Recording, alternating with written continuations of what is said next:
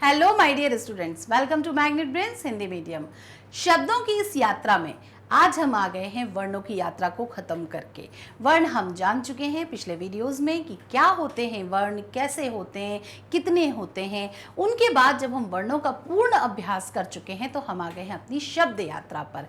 शब्दों की इस यात्रा में हम जानेंगे कि इतनी ज़्यादा मोटी मोटी किताबें भाई छपती कैसे हैं, कहाँ से आते हैं उसमें इतने सारे शब्द, क्या अर्थ होते हैं, क्या वो सारे हिंदी के हैं या अन्य भाषाओं से लिए गए हैं, क्या अर्थ होता है उन शब्दों का, किस प्रकार के शब्द होते हैं। तो ये सारे सवाल जो आपके मन में कभी अगर आते हैं तो बहुत अच्छी बात है, क्योंकि इन सारी चीज़ों के जवाब आज मैं आपको इस शब्द विचार पाठ में देने वाली हूँ। क्या होते हैं शब्द?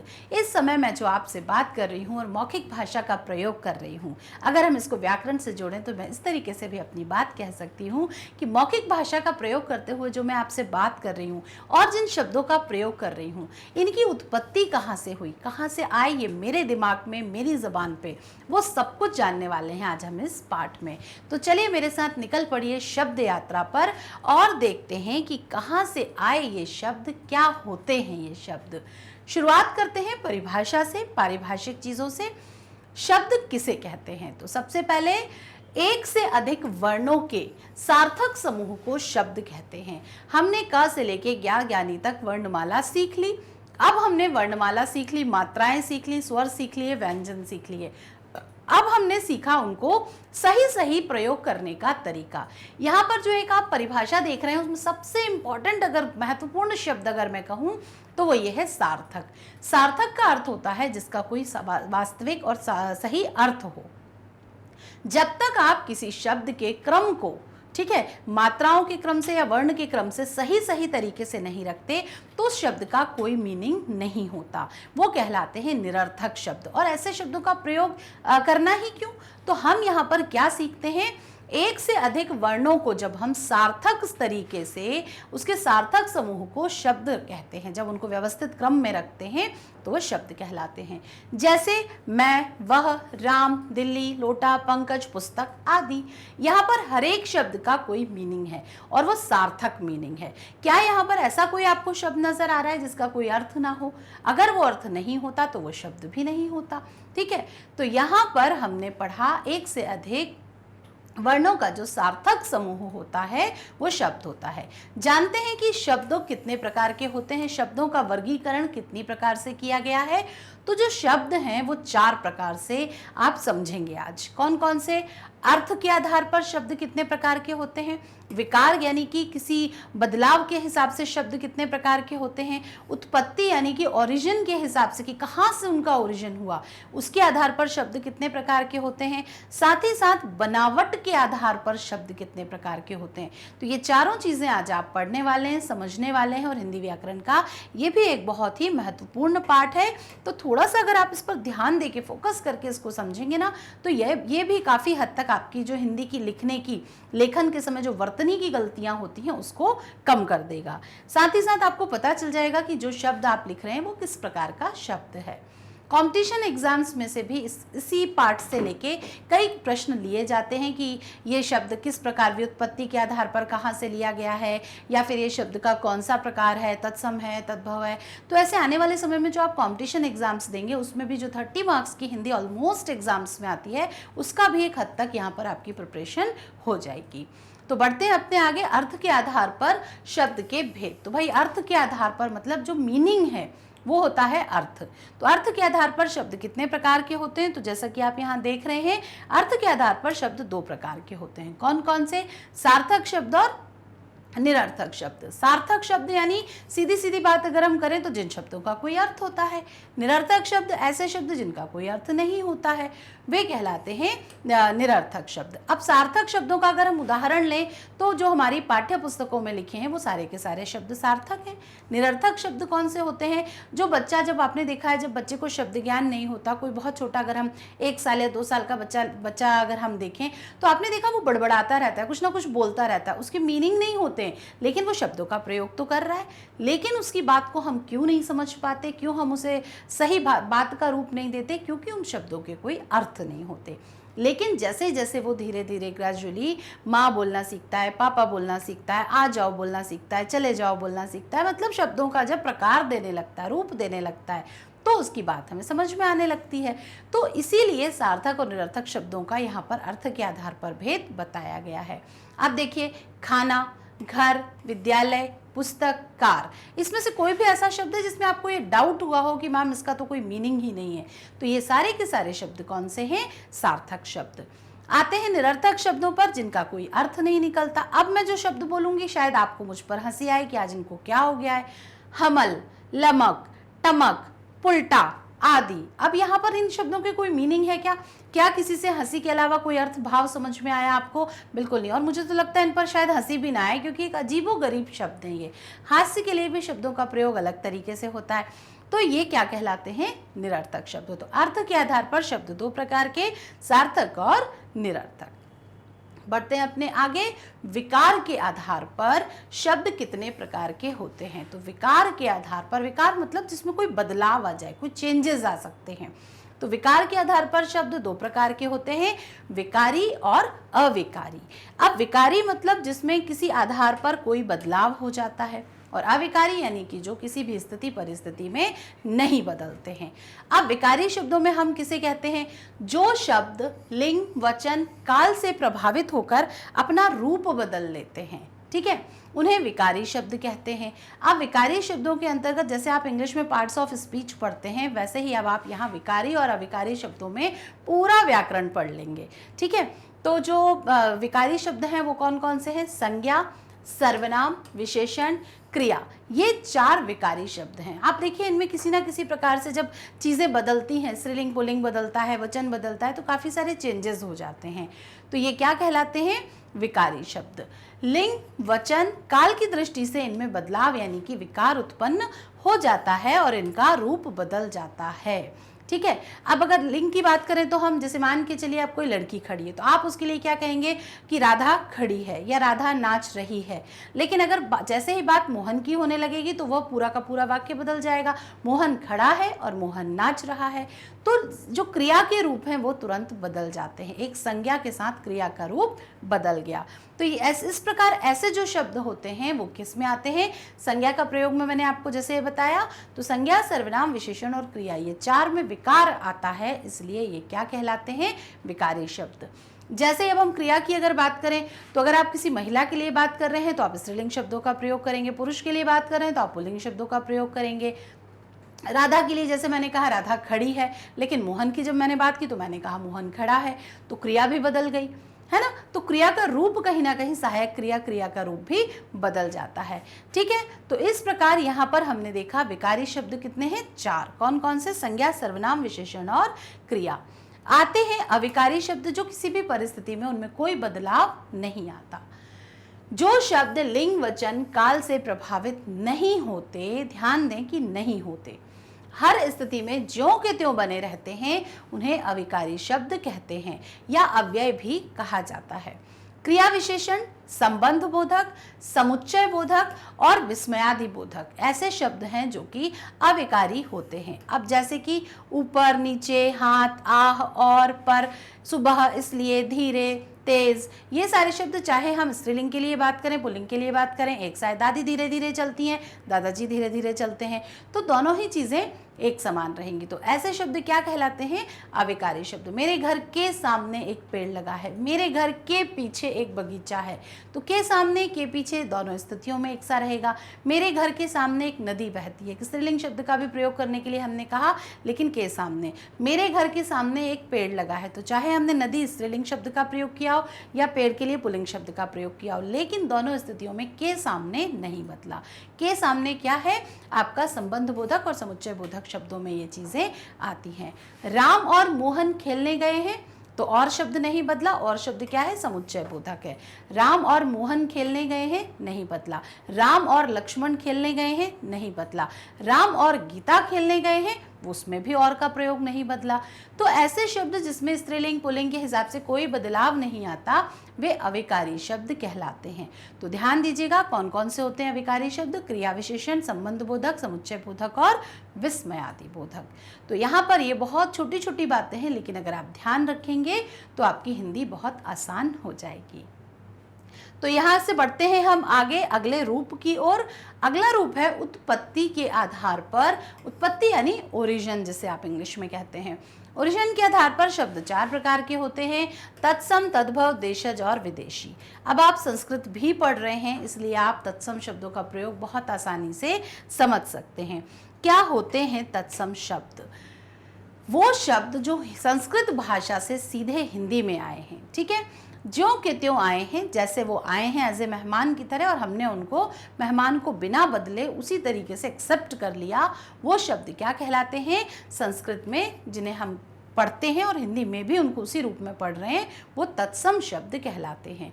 वास्तव में ये शब्द संस्कृत के हैं, लेकिन हिंदी में हमने उन्हें जैसे का तैसा यानी ज्यों का त्यों स्वीकार कर लिया है और हम बातचीत में उसका प्रयोग भी करते हैं, वो होते हैं तत्सम शब्द। कौन से होते हैं? सर्प।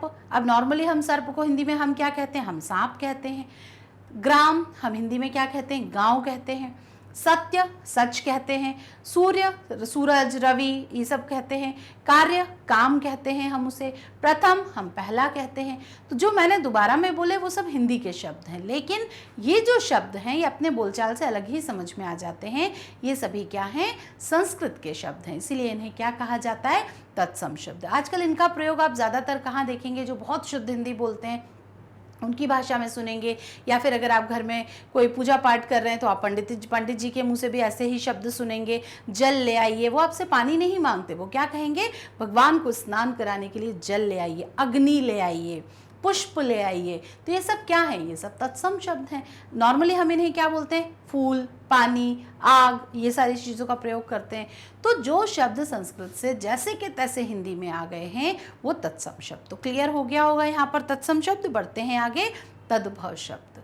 वे शब्द जो संस्कृत शब्दों के रूप में बिना किसी बदलाव के साथ बदलाव के साथ हिंदी भाषा में प्रयोग किए जाते हैं वो क्या कहलाते हैं? तद्भव शब्द। जैसे दधी, दधी को हम क्या कहते हैं? दही कहते हैं। सर्प को हम सांप कहने लगे हैं। ग्राम को हम गांव कहते हैं। सत्य को हम सच कहते हैं। कर्म को हम काम कहते हैं। और इस तरीके से जो शब्दों का प्रयोग हम रोज़मर्रा की भाषा में करते हैं, जैसे मैं आपको पढ़ाने में कर रही हूँ, जैसे आप समझने में कर रहे हैं, ये तद्भव भाषा के शब्द हैं। ठीक है, तो यहाँ पर आपने समझ लिया तत्सम और तद्भव। अब यहाँ आ गए देशज शब्द। तो देशज अर्थात देश में उत्पन्न, यानी देश की विभिन्न, हमारा भारत कितना बड़ा है, इस भारत के किसी भी क्षेत्र में उत्पन्न अगर कोई शब्द है जो आम बोलचाल की भाषा में यहाँ से वहाँ हो जाता है। कैसे ये शब्द यहाँ से वहाँ पास ऑन होते हैं? मान के चलिए किसी अन्य भाषा बोली का व्यक्ति कहीं अन्य जगह पर आया, उसने वहाँ उन शब्दों का प्रयोग किया, अच्छा लगा वो शब्द, दूसरे लोग बोलने लगे, चल पड़ा वो शब्द। तो ऐसे शब्द भी यात्रा करते हैं।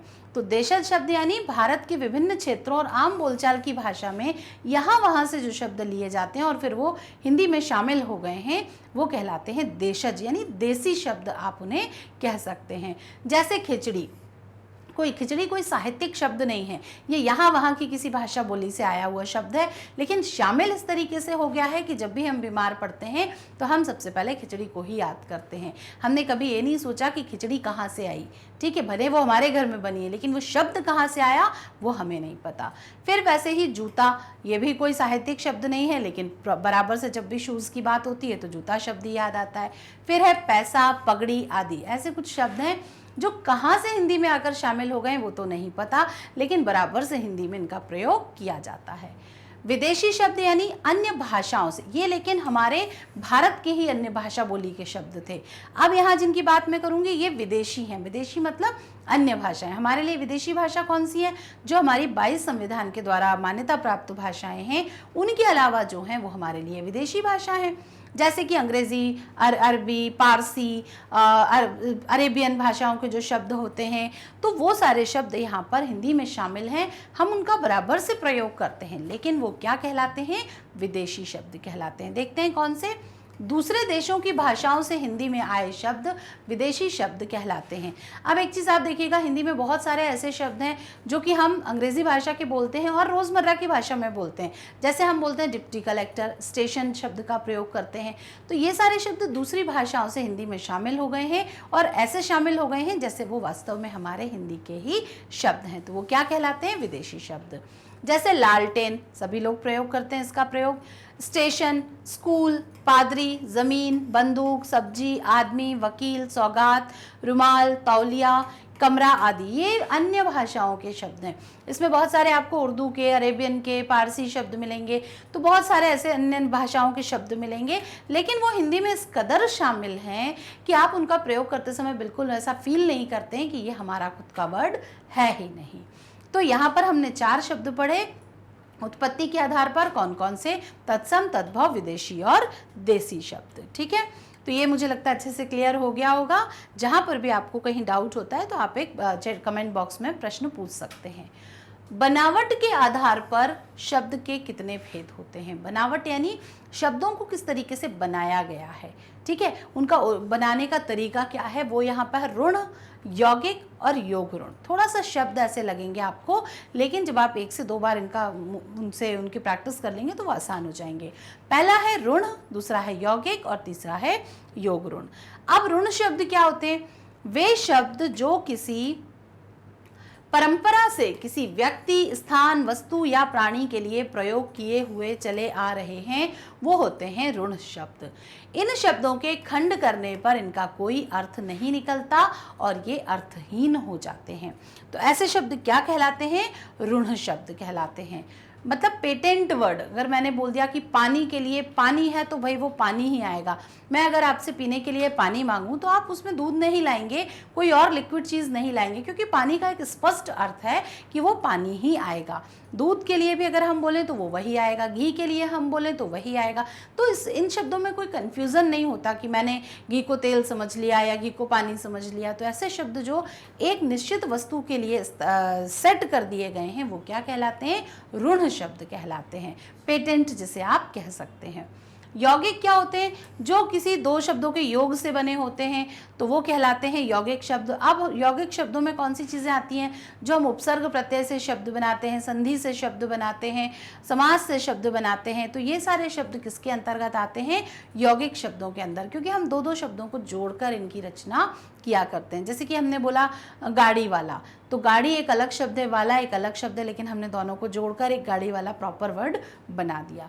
तो इस तरीके के शब्द जो होते हैं, पुस्तकालय, पुस्तक एक शब्द है, आलय एक शब्द है, लेकिन हमने उसका एक फिक्स वर्ड बना दिया पुस्तकालय। और पुस्तकालय से फिर आप निश्चित रूप से लाइब्रेरी की जब भी बात होगी तो आपके दिमाग में सिर्फ पुस्तकालय आएगा। रसोई घर की अगर हम बात करें, रसोई एक शब्द है, घर एक अलग शब्द है, लेकिन जब हम रसोई घर बोलते हैं तो हमारे दिमाग में सिर्फ किचन आता है। तो ऐसे शब्द यौगिक शब्दों के अंतर्गत आते हैं। यहाँ देखिए एक उदाहरण दिया है, जैसे कि भोजनालय। तो भोजन करने का आलय यानी भोजन करने का जो कमरा होता है वो भोजनालय कहलाता है। तो इस तरीके से हम इनको समझ सकते हैं। तो यहाँ हमने समझा ऋण शब्द, यौगिक और योग ऋण शब्द भी इसी तरीके से होते हैं। तो ये सारे व्युत्पत्ति, प्रकार, अर्थ के आधार पर आपने शब्दों के 4 प्रकार के भेद पढ़ लिए हैं। तो अब शब्द जब आप जान गए हैं कि किस प्रकार से दुनिया में आए, किस प्रकार आपकी किताबों में आए, किस प्रकार हमारे मस्तिष्क में आए, किस प्रकार हमारी ज़ुबान पर आए हैं, तब आप समझ चुके हैं। तो जितनी ज़्यादा आप अध्ययन करेंगे किताबों का, उतना ही आपका जो शब्द भंडार है वो बढ़ता रहेगा। लगभग अगर हम काउंटिंग करें तो 700 से 800 पूरे शब्द होते हैं जो हर चीज़ में बार बार प्रयोग किए जाते हैं, और उसमें से 100 से 150 शब्दों के लगभग ऐसे शब्द हैं जो निरंतर प्रयोग किए जाते हैं। तो वर्तनी की गलतियां जिन बच्चों के साथ होती हैं वो उनको सुधारने के लिए एक चीज़ कर सकते हैं कि शब्दों को पहले तो सही उच्चारण करना सीखें। जितना सही और शुद्ध आप बोलेंगे उतना ही सही और शुद्ध आप लिखेंगे। प्रॉब्लम कहाँ होती है? हम इतनी जल्दबाजी में हिंदी को बोलते हैं कि ये तो हमारी रोज़ की भाषा है, तो हम इतना हल्के ढंग से उसको समझ लेते हैं और इतनी जल्दबाजी में बोलते हैं कि हम उनकी मात्राएं इंग्लिश की तरह जो स्किप कर देते हैं या साइलेंट मोड पर ले जाते हैं, जबकि हिंदी में कुछ भी साइलेंट नहीं होता। सब कुछ जो लिखा है, जो लगी है मात्राएं, वो बोली जाएंगी, वो लिखी जाएंगी। तो इसका ध्यान रखें कि जब भी आप इस तरीके से हिंदी लिखते हैं तो अपने मन मस्तिष्क में उसका रिवीजन करिए, उसको बोल बोल कर लिखिए, तो ये गलती होने की जो संभावनाएं हैं ये बहुत कम हो जाएंगी। तो यहाँ पर मैंने आज आपको पढ़ाया शब्द विचार। इससे आगे बढ़ने के पहले मैं आपको जो बताना चाहती हूँ वो ये है कि भाई मैग्नेट ब्रेन्स आपको जो पढ़ा रहा है वो 100% फ्री और क्वालिटी एजुकेशन आपको दे रहा है। कक्षा 7 से लेके 12वीं तक की हर एक कक्षा, हर एक विषय का यहाँ पर ढेरों वीडियो मौजूद हैं जो आपको बहुत अच्छे से चीज़ों को क्लियर कर सकते हैं। तो बस खोज लीजिए, अपने काम का वीडियो देख डालिए और कक्षा और परीक्षा में अच्छे प्रदर्शन के लिए तैयार हो जाइए।